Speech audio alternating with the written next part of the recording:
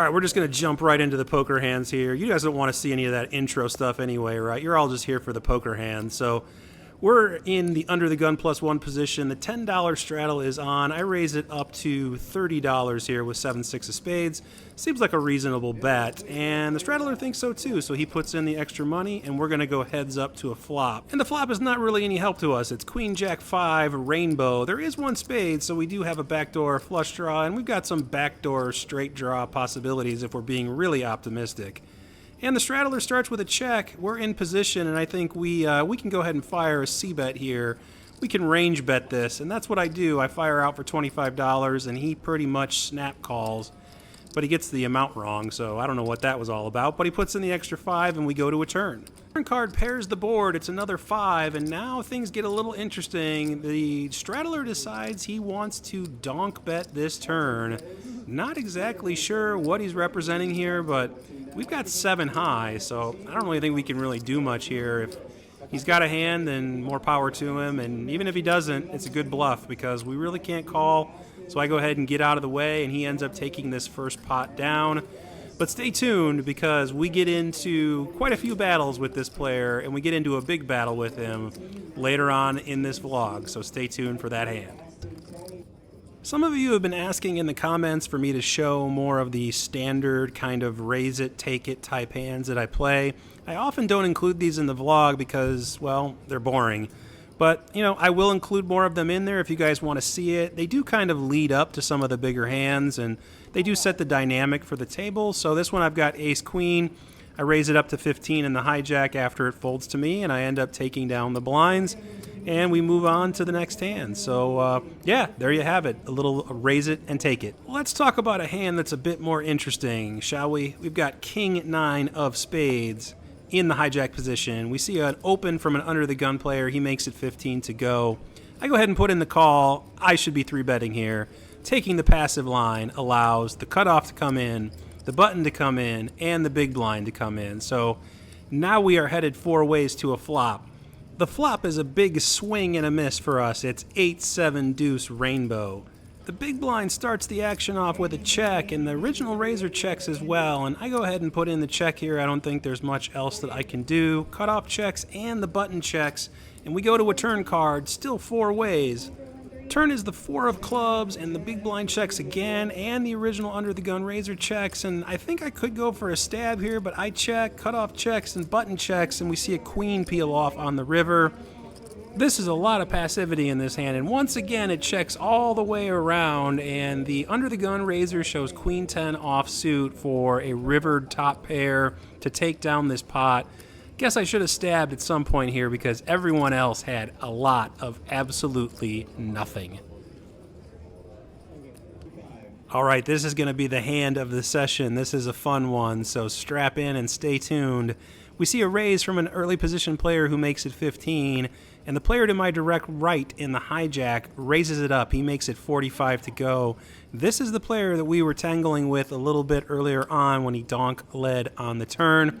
I've got pocket 10s here. It's too strong to fold, and I don't really want to put in a 4-bet, so I go ahead and cold call the 3-bet.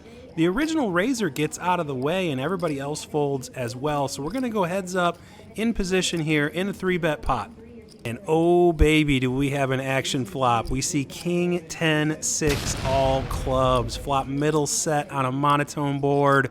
The player who 3-bet in the hijack now thinks for some time, and I'm praying for a bet. I think he's going to have a lot of ace-king, a lot of king-queen, a lot of hands like that, but he slows down and checks here. Now what do I want to do on this board? Obviously, the answer would probably more than likely be bet because he's going to have a lot of those hands that are going to call and maybe even go for the check raise. But I get a little bit tricky here and decide to check back, and we're going to go to a turn. Turn card is the 8 of diamonds. It's a pretty clean turn card. Shouldn't change too much, and now he decides to bet. He makes it 120 to go.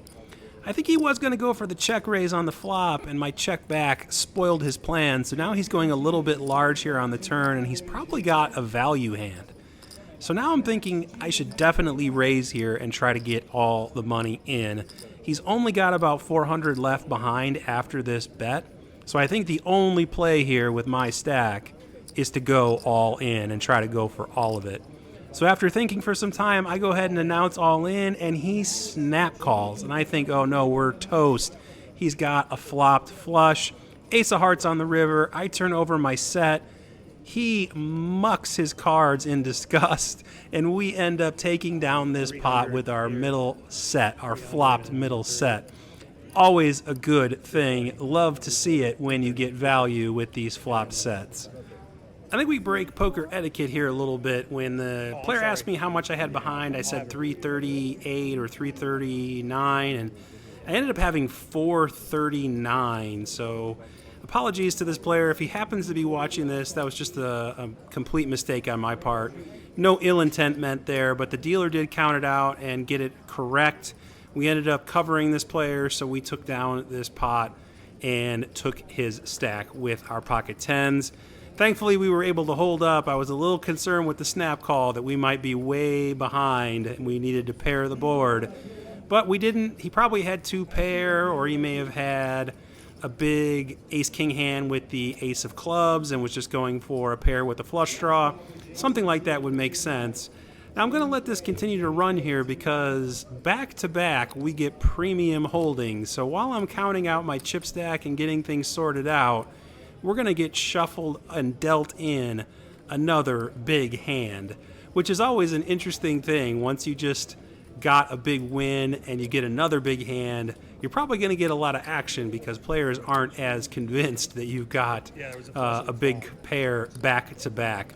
But we do. We pick up pocket jacks this time in the hijack. And of course, we're going to be raising it up. When they fold over to me, I make it 15 to go. And like I thought, we end up getting called by the cutoff. We end up getting called by the button. We end up getting called by the big blind. So we're going to go 4 ways to a flop with the pocket jacks, the jiggities, off to an ace high flop, unfortunately, is ace rag rag. Not the best board for me, so I go ahead and check after the big blind checks and the cutoff and the button check. We go to a turn, and now the big blind decides he wants to fire out. He makes it 25 to go, and I go ahead and I put in the call. I think our hand is pretty under-repped here, and he could just be firing here to try to take the pot down. So I go ahead and put in the $25 call, and the cutoff and the button both get out of the way. So we're going to go heads up here to a river card with our pocket jacks. I'm hoping for a clean card, but we see another overcard to our pair. We see the queen on the river, so not the best card in the deck, and he thinks about his sizing here for a bit before deciding to fire out here for $55 on the river. And I think we can just pretty safely get out of the way now that there are 2 overcards to our pair. He's going to have some cards here that connected. Even if he was bluffing on the turn, he may have connected with a pair on the river. So I just go ahead and fold, and we end up losing that second hand with our pocket jacks, but no worries, we took down the larger of the 2 pots. There isn't any post-flop action in this one, but it is an interesting spot because it does highlight the need to pay attention to player dynamics at the table. We've got ace-queen offsuit. We see a raise from an under-the-gun player to 15. I put in the $15 call in position, and the button folds. Now the small blind, who has been very passive this entire session, I have not seen him 3-bet once pre-flop. He decides to put in the 3-bet, and he announces 65. I think he's going to have a very strong range here in the small blind when he takes this aggressive action. I think at the very least he's going to have ace-king, but more than likely I'm putting him on like a pair, aces, kings, maybe pocket queens. The big blind is in the tank a little bit, but he eventually disgustingly folds. The original raiser folds and I fold, and now the player in the small blind sort of sheepishly and grumpily turns over ace-king offsuit. So my read was spot on. He had a big hand there, and he definitely had us beat.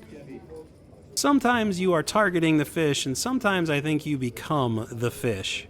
I've got ace, 4 of spades. I'm in the under the gun position. I raise it up to 15. We end up getting min 3-bet by the player directly to my left, who is a good player for the game. He's been very active.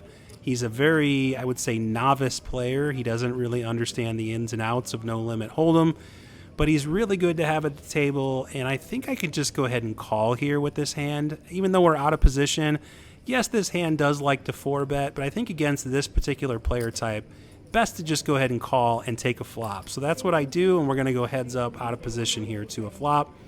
And we see a wonderful flop for our hand. King 7-4 with 2 spades, giving us the nut flush draw and 1 over. I lead things with a check, and he immediately starts counting out chips. He makes it 35 to go. I think I could raise here sometimes. I think I could also just call and keep ranges wide. I think he's going to have some cards that missed this flop. Something like pocket jacks, pocket tens. He could even have a hand like pocket nines that probably don't feel too great on this board.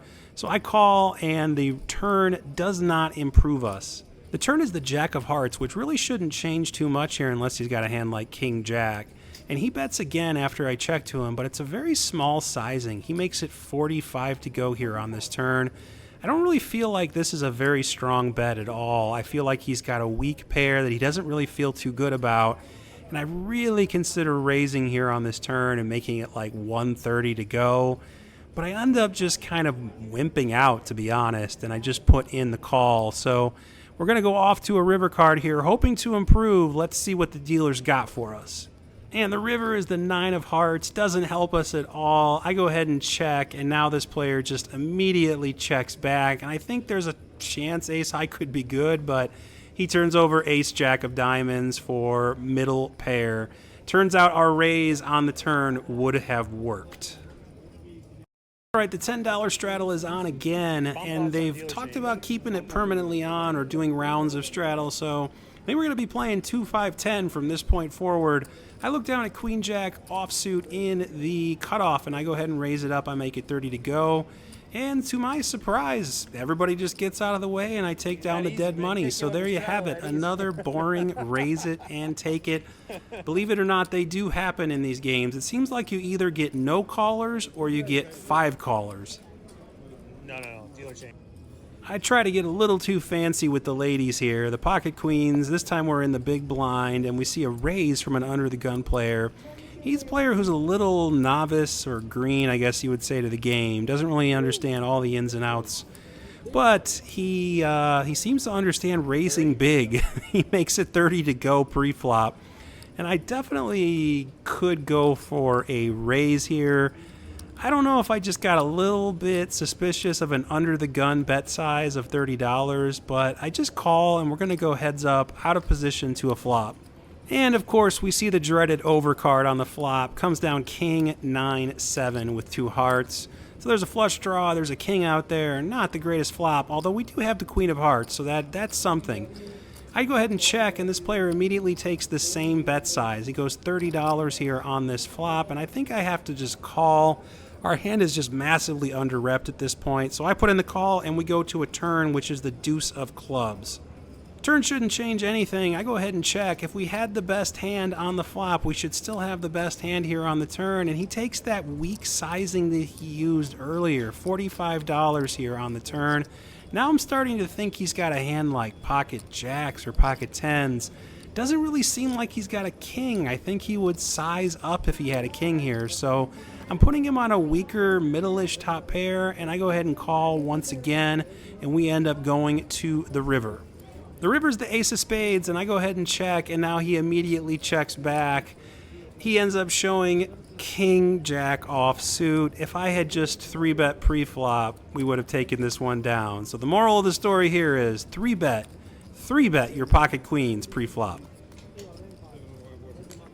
Second to last hand of the session, I look down at 9-8 of clubs and the low jack, and we see a raise to $20 from an early position player. Folds to me, and I decided to just go ahead and put in the $20 call. Definitely could be going for a 3-bet here. I think a 3-bet probably would make more sense, but as played, I call, and we end up seeing a player in the big blind call as well. So we're going to go 3 ways here to a flop. And the flop is a big nothing burger for us. We end up seeing queen 7 deuce rainbow. Not even a club out there for us, so nothing going on unless you want to say we got a backdoor straight draw, but big blind checks, and the original raiser puts out a chunky continuation bet here of $30, and I just go ahead and get out of the way. Send my cards into the muck, and the big blind ends up doing the same, so the original raiser takes this one down. I gotta start 3-betting more pre-flop. That's what I take away from doing these vlogs. I gotta be more aggressive pre-flop with some of my hands. I've got ace-4 of diamonds, and we see a $15 raise from a low jack. I put in the call, cutoff gets out of the way, and the button puts in the call here as well. Everyone else folds, and we're gonna go 3 ways here, stuck in the middle between 2 players. Flop comes down 9-8-3 rainbow. There is 1 diamond out there, and we do have an over, so when the original raiser checks, I decide to go ahead here and check, and the button checks back as well, and the jack of diamonds peels off on the turn, giving us the backdoor nut flush draw. Now the original raiser decides to lead out here for $25, and I go ahead and just put in the call. The button's not going to be calling, and he's not folding. That leaves only one option. He announces a raise. And he makes it a nice big chunky raise. He goes $200 here on this turn card. Alarm bells are immediately going off in my mind, and I'm thinking someone just turned Queen 10 for the nut straight. The low jack is in the tank now, and I don't really know what I'm going to be doing here. I don't think I can really call here profitably for a $200 bet on this turn card. But then the low jack announces he's going to be all in. So I definitely am going to be getting out of the way here. But I wanted to play this out just to see what happened. So the button does just snap call. And I have no idea what the low jack was doing because the button definitely has Queen 10. And they end up going to a run out and the button takes it down. So not sure what was going on with the low jack. I think he had lost a couple of big pots and he might have been tilting a little bit there. But he ends up getting stacked here with maybe a pair, maybe 2 pair. I don't really know. Maybe a diamond draw. He had a diamond draw on the turn. Hard to say, but we end up losing this last hand to end the session. Hope you guys enjoyed the hands. If you did, consider giving me a like and hitting that subscribe button. Hit that notification bell so you don't miss future episodes. Thank you all so much for the support. Leave any comments below if you'd like to get in touch with me, and I will get back to you. And I will see you guys all in episode 49. All right, that is going to do it for episode 48. We were in the game for $600, and we ended up cashing out for $810. That's a profit of $210, a small win, but it's a win. I will take it. Hope you guys enjoyed the episode. If any of you are in town for the World Series of Poker and you guys see me out at the tables playing, come by and say hi. Would love to meet some of you. I'll see you all in episode 49. Peace.